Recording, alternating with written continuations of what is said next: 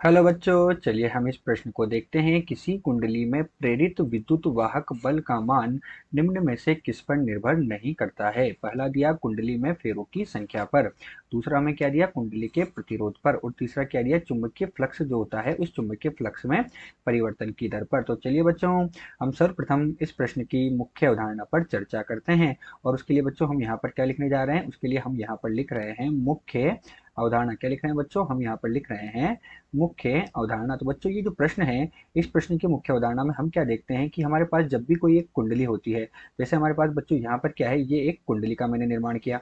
तो बच्चों ये हमारे पास ये एक कुंडली है, इस कुंडली का स्व प्रेरकत्व तो माना एल है। तो जब इस कुंडली को हम क्या करते हैं, चुंबकीय क्षेत्र में रखते हैं, जैसे ये हमारे पास बी है चुंबकीय क्षेत्र। तो जब कुंडली को चुंबकीय क्षेत्र में रखा जाता है, तो कुंडली से बद्ध जो चुंबकीय फ्लक्स होता है फाई, उसके मान में परिवर्तन होता है, जिससे क्या होता है बच्चों, यहाँ एक प्रेरित विद्युत वाहक बल उत्पन्न हो जाता है जो ई है। और प्रेरित विद्युत वाहक बल के कारण क्या होता है बच्चों, यहाँ प्रेरित धारा जो होती है उत्पन्न हो जाती है। यही हमारे पास क्या है, इस प्रश्न की मुख्य अवधारणा है। तो चलिए बच्चों, अब हम मुख्य अवधारणा के आधार पर प्रश्न को हल करते हैं। तो यहाँ हम बच्चों क्या लिखने जा रहे हैं, प्रश्न का हल लिखने जा रहे हैं।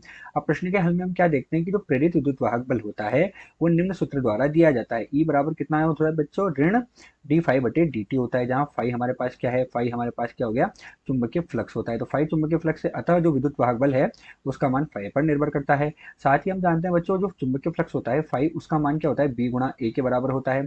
बी गुणा ए के बराबर होता है, अतः हमारे पास ई का मान कितना हो जाएगा, ऋण डी बाई डी टी, और कितना हो जाएगा, बी गुणा ए हो जाएगा, जहाँ बी चुंबकीय क्षेत्र है और ए अनुप्रस्थ काट का क्षेत्रफल है। अतः जो प्रेरित विद्युत वाहक बल है वो चुंबकीय क्षेत्र पर निर्भर कर रहा है, अनुप्रस्थ काट क्षेत्रफल पर निर्भर कर रहा है, और चुंबकीय फ्लक्स पर निर्भर कर रहा है। तो दिए गए प्रश्न में हम कह सकते हैं कि प्रेरित विद्युत वाहक बल का मान कुंडली के प्रतिरोध पर निर्भर नहीं करता है।